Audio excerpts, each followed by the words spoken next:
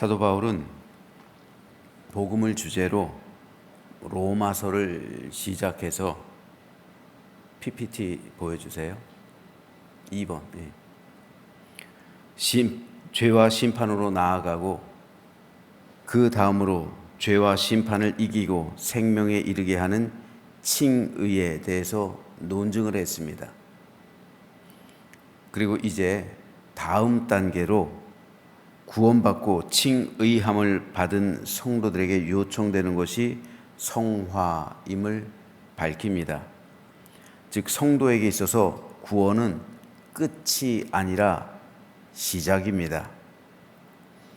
그래서 바울은 로마서 6장에서부터 8장까지 성화에 대해서 논증하는데, 이에 대해 바울은 오늘 본문에서 이렇게 말합니다. 너희가 죄의 종이 되었을 때에는 의에 대하여 자유로웠느니라.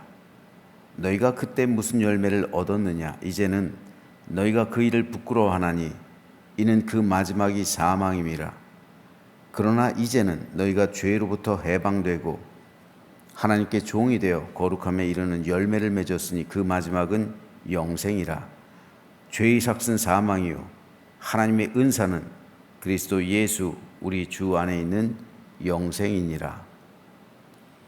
죄의 종이 되었을 때, 즉 우리가 예수를 믿지 않고 구원과는 상관없는 삶을 살았을 때 우리는 칭의와 전혀 관계없는 삶을 살고 있었습니다.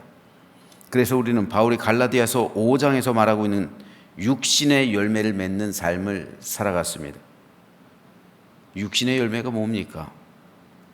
음행, 더러운 것, 호색, 우상숭배, 주술, 원수 맺는 것, 분쟁, 시기, 분냄, 당짓는 것, 분열, 이단, 투기, 술취함, 방탕함, 또 그와 같은 것들.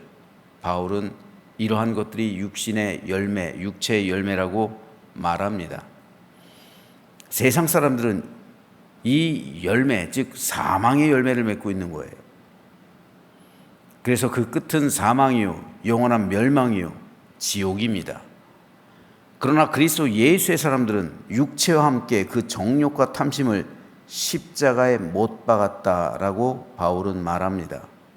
그래서 성령의 열매를 맺는 삶을 살아가게 되는데, 바로 이 성령의 열매를 맺어가는 삶의 과정이 성화입니다. 성화는 거룩하게 되는 겁니다. 이전에는 전혀 거룩하지 않았는데 이제는 거룩한 모습으로 변화하는 것입니다. 그래서 하나님의 성품을 닮아가게 되고 성령님의 인격을 배우게 되고, 그럼으로써 예수님처럼 살아가게 되는 것이 성화입니다. 구원과 칭의함은 모든 사람이 동일해요. 여기에는 인간의 노력이 단 1%도 들어가지 않습니다. 구원과 칭의는 전적인 하나님의 은혜예요. 이것은 공평합니다. 구원받는 건 모든 사람이 똑같단 말이에요. 하지만 성화는 모든 사람이 달라요. 우리가 이 차이를 알아야 돼요. 구원은 모든 사람에게 공평하게 임하는 하나님의 은혜입니다. 하지만 구원받은 그 순간부터 사람들은 성화에 이르게 되는데, 성화의 정도는 모든 사람이 다 다르단 말이에요. 성령의 열매를 아주 많이 맺는 성도가 있는 반면에 거의 맺지 못하는 성도도 있습니다. 하지만 성령의 열매를 거의 맺지 못했다고 해서 그 사람이 구원받지 못했다는 것이 아니에요. 하나님의 은혜로 이미 칭의함을 받은 사람이기 때문에 그는 구원받았어요. 하지만 성령의 열매를 거의 맺지 못했다는 것은 거의 성화한 삶을 살지 못했다는 것이고, 이것은 그리스도인답게 살지 못했다는 것을 의미하는 겁니다. 즉 하나님의 자녀가 되었지만 아버지이신 하나님을 거의 닮지 않았다는 것이고, 성령의 인격이 거의 보이지 않는 삶을 살아갔다는 것이고, 따라서 예수님처럼 거의 살아가지 못했다는 것을 의미해요. 그렇기 때문에 성화는 하늘의 상급과 연결이 되는 거예요. 구원은 모든 사람에게 동일하지만 상급은 모든 사람이 다른 겁니다. 순교자가 받는 상급과 성화를 거의 이루지 못하고 성령의 열매를 거의 맺지 못하고 주를 위해 충성, 봉사, 헌신하지 못한 성도가 받는 상급은 다른 거예요. 예수님께서도 팔복의 결론 부분을 하신 말씀 역시 상급에 관한 것입니다. 나로 말미암아 너희를 욕하고 박해하고 거짓으로 너희를 거슬러 모든 악한 말을 할 때에는 너희에게 복이 있나니 기뻐하고 즐거워하라. 어떻게 된다고요? 하늘에서 너희의 상이 큼이라. 너희 전에 있던 선지자들도 이같이 박해하였느니라. 선지자의 상은 크단 말이에요. 이렇게 주를 위해 박해를 참아내며 그렇게 순교의 삶을 살아간 사람들이 받는 상급은 크다는 것, 이것이 예수님의 말씀이잖아요. 상이 크다는 것은 상이 적다는 것을, 적은 사람도 있다는 것을 의미하는 거예요. 즉 하늘의 상은 모두 다르게 받는다는 말입니다. 히브리서 기자 역시 이에 대해서 이렇게 기록합니다. 너희가 갇힌 자를 동정하고 너희 소유를 빼앗기는 것도 기쁘게 당한 것은 더 낫고 영구한 소유가 있는 줄 알미라. 그러므로 너희 담대함을 버리지 말라. 이것은 큰 상을 얻게 하느니라. 즉 우리의 모든 소유를 빼앗기는 그런 박해를 당하고 그런 고난과 환난 가운데 우리 믿음을 온전하게 지키고 성화하는 삶을 살아가면 더 낫고 영구한 소유를 얻게 되고, 그러므로 이것은 큰 상을 얻게 된다. 이것을 말하는 거예요. 상급에 대한 이야기입니다. 로마서 6장에서 8장까지 바울은 성도의 성화에 대해서 기록해요. 특별히 오늘 본문인 로마서 6장에서 바울은 성화에 대해서 이렇게 말하고 있어요. 1절과 2절은 칭의함 받은 성도는 더 이상 죄 가운데 거할 수 없다는 사실을 말하고 있고요. 3절로 7절은 성도는 그리스도와 연합한 세례를 통해서 죄에 대해서 죽은 자임을 논증합니다. 그리고 8절에서 11절은 죄에 대해 죽은 성도는 하나님에 대해 산 자로 살아가야 됩니다. 이게 바로 성화예요. 하나님에 대해서 살아있는 사람, 죄에 대해서는 죽고 하나님의 인격, 하나님의 성품을 닮아가는 사람, 성령의 인격과 열매를 맺어가는 사람으로 살아가야 함을 말하는 겁니다. 그래서 12절에서 14절은 몸을 의의 병기로 드려야 되는 것을 논증하고요. 15절에서 19절은 의의 종으로서 거룩함에 이르는 삶을 살아가야 함을, 그리고 20절에서 23절은 의의 종으로 사는 삶의 최종 결과는 영생임을 논증하고 있습니다. 이 가운데 바울은 이렇게 말해요. 12절에서 16절 말씀을 잠깐 살펴보면요. 그러므로 너희는 죄가 너희 죽을 몸을 지배하지 못하게 하여 몸의 사욕에 순종하지 말고, 또한 너희 지체를 불의의 무기로 죄에게 내주지 말고 오직 너희 자신을 죽은 자 가운데서 다시 살아난 자같이 하나님께 드리며 너희 지체를 의의 무기로 하나님께 드리라. 죄가 너희를 주장하지 못하리니 이는 너희가 법 아래에 있지 아니하고 은혜 아래에 있음이라. 그런즉 어찌하리요? 우리가 법 아래에 있지 아니하고 은혜 아래에 있으니 죄를 지으리요? 그럴 수 없느니라. 너희 자신을 종으로 내주어 누구에게 순종하든지 그 순종함을 받는 자의 종이 되는 줄을 너희가 알지 못하느냐? 혹은 죄의 종으로 사망에 이르고 혹은 순종의 종으로 의에 이르느니라. 우리가 은혜에 있으면, 이 본문에 의하면 우리는 성화의 삶을 살아가야 된다는 거예요. 우리가 의에 있으면요. 그런데 우리에게는 아직 육신의 본성이 남아있어요. 우리 안에 있어요. 그래서 죄를 짓고 싶지 않아요. 하지만 육신에 속한 죄성이 우리 안에 있어서 예전의 것을 기억하게 해요. 그리고 이제까지 살았던 익숙한 그 생활에서 벗어나지 못하게 한단 말입니다. 그래서 바울은 오호라 나는 곤고한 사람이로다. 누가 사망의 몸에서 나를 건져내랴 고백하고 있는 거잖아요. 나는 영적인 삶으로 살아가고 싶어요. 그런데 내 안에 있어서 바울이 이제 말하잖아요. 이제 성화에 대해서 말하는데 이제 7장 8장에서 말하는 거예요. 내 안에 죄성이 남아 있어요.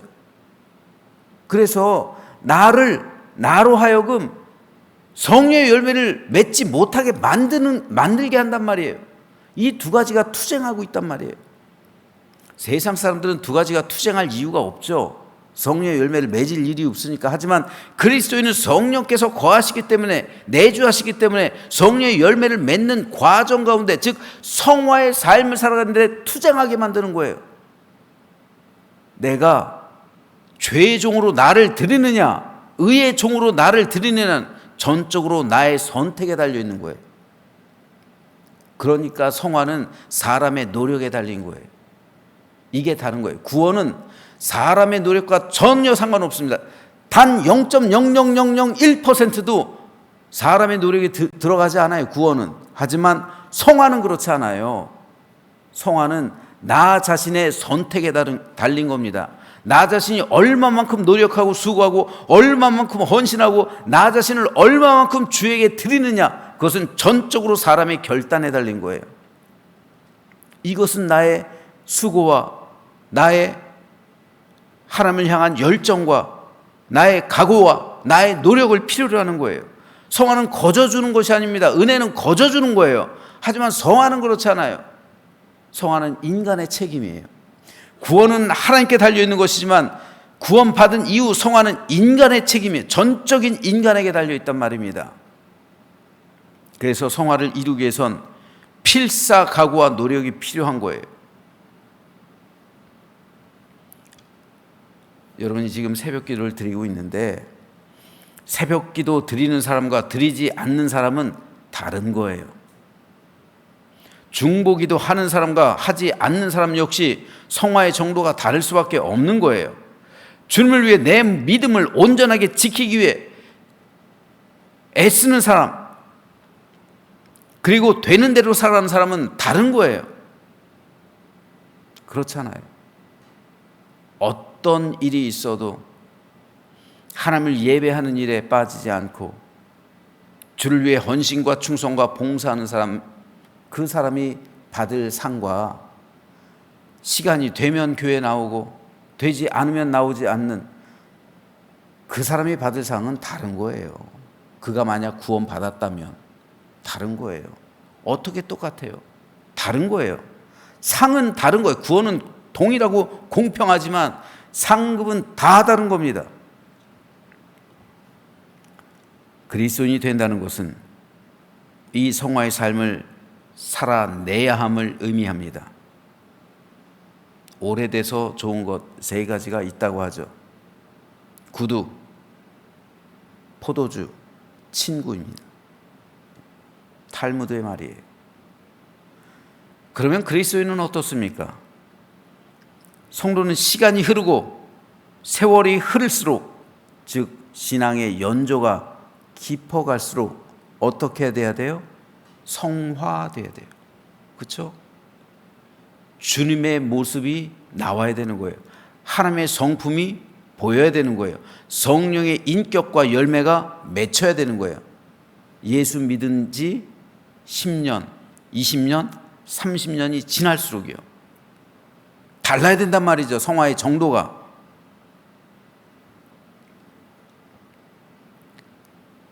요즘 한국 교계에 들려오는 말 가운데 하나가 교계에 어른이 없다는 거예요.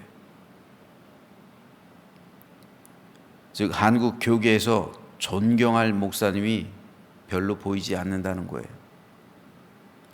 성도들이 따라갈 표상이 보이지 않는다는 말이에요. 교회 내에서도 닮고 싶고 존경할 만한 어른이 없다는 거예요. 뭔가 잘못된 거예요. 제가 어렸을 적에 청년 때만 해도 교회 내에서 닮고 싶은 어른이 있었어요. 참 저 어른처럼 됐으면 좋겠다. 강 장로님인데 아직도 이름이 생각나요. 강도건 장로님. 저분처럼 됐으면 좋겠다. 우리가 성화대에 간다면 저 어른처럼 살고 싶고, 저 어른처럼 되고 싶고, 저 어른을 본받고 싶고, 저 어른의 삶을 닮고 싶은 그런 사람이 되어야 하는 겁니다. 교회 내에서 그런 어른들을 보지 못하는 청년들이 다음 세대를 이어갈까요? 다음 세대에 희망이 없다고 말하기 전에 오늘 나의 삶을 살펴봐야 돼요. 왜 희망이 없습니까? 교회 내에서 어른을 발견하지 못하니까 희망이 없는 거 아니에요. 나는 과연 예수 믿은 지 수십 년이 지났음에도 얼마만큼 성화를 이루었는지 나를 한번 되돌아보자고요. 나는 과연 얼마만큼 성화됐는지 내 말을 한번 보자고요. 내가 말하는 거를 한번 보자고요. 내 말은 내가 얼만큼 성화됐는지를 보여주는 지표가 되는 거예요. 그렇죠? 내가 말하는 것을 보면 그 사람의 성화를 알 수가 있는 거예요. 내가 살아가는 삶을 한번 보여주자고요. 내가 살아가는 삶을 보면 내가 얼만큼 성화됐는지를 나타내주는 증거가 되는 거잖아요. 예수 믿은 지 수십 년이 지났음에도 세상 사람과 말하는 것이 차이가 없다? 그거는 거의 구원은 받았을지 몰라도 초신자의 믿음이에요. 성화를 거의 이루지 못한 거예요. 그리스도인의 문제가 바로 이거예요, 여러분. 그리스도인의 문제는 구원을 받은 게 아니라, 구원을 받지 못한 게 문제가 아니라 성화를 전혀 이루지 못하고 있다는 거, 이게 문제인 거예요, 이게. 여러분들 교회 내에서 다툼이 일어난 사람들 한번 보세요. 예수 믿은 지 오래된 사람들이에요. 뭔가 잘못된 거예요, 이거. 성화를 이루지 못하고 있다는 거예요. 교회 내에서 성화를 이루지 못하는 사람들이 중직이 되고, 교회 내에서 성화가 전혀 보이지 않는 사람들이 나이는 점점 먹어가고 있고, 그래서 직분을 맡고 있고, 그렇다면 그 교회 어떻게 되겠어요? 그 교회 희망이 있습니까? 다음 세대가 그 사람들 본받아서 어떻게 되겠어요? 안 나오는 거예요. 전혀 신앙에 영향력이 미치지 못하는 거예요. 성화되지 않았는데 어떻게 신앙에 영향력을 미칠 수가 있겠어요? 어떻게 그 인격으로부터 감화, 감동, 역삼을 받을 수가 있겠어요? 그럴 수 없는 겁니다. 그리스도의 문제는 바로 여기 있는 거예요. 성화를 이루지 못하는 삶. 명심하십시오, 여러분. 구원은 모든 사람이 동등하게 받는 하나님의 공평한 은혜, 전적인 은혜입니다. 하지만 성화는 각 사람에게 달려있는 거예요. 내가 얼마만큼 그리스도를 위해서 살아가는가, 내가 얼마만큼 나 자신을 절제하며 나 자신을 제어하고 나 자신을 하나님 앞에 온전히 드리는가에 따라서 다른 겁니다. 각 사람이 받는 상급이 다 다른 거예요. 저는 저와 여러분 모두가 이 성화의 삶을 살아가게 되기를 소망합니다. 그래서 우리가 맺는 열매로서, 내가 맺는 열매는 누가 먹는다고요? 다른 사람이 먹는 거예요. 다른 사람에게 영향력을 미치는 그런 열매가 된다고요. 그래서 다른 사람에게 생명과 구원을 전해주며 다음 세대에게 좋은 영향력을 미쳐서 우리 믿음을 유산으로 상속시키며 우리 모두 그런 성화의 삶을 살아가기로 결단하며 오늘부터 그 성화의 삶을 살아내는, 그래서 시간이 흐르고 세월이 흐를수록 내가 더 하나님을 닮아가고 성령의 인격을 닮아가고 열매를 많이 맺어가며 예수님처럼 살아가는, 그래서 내가 죽기 전에 나는 저 목사님처럼 돼야지, 나는 저 장로님처럼 돼야지, 나는 저 권사님처럼 돼야지 라는 신앙의 감동을 전해주는 우리 모두가 되시기를 주님의 이름으로 축원합니다.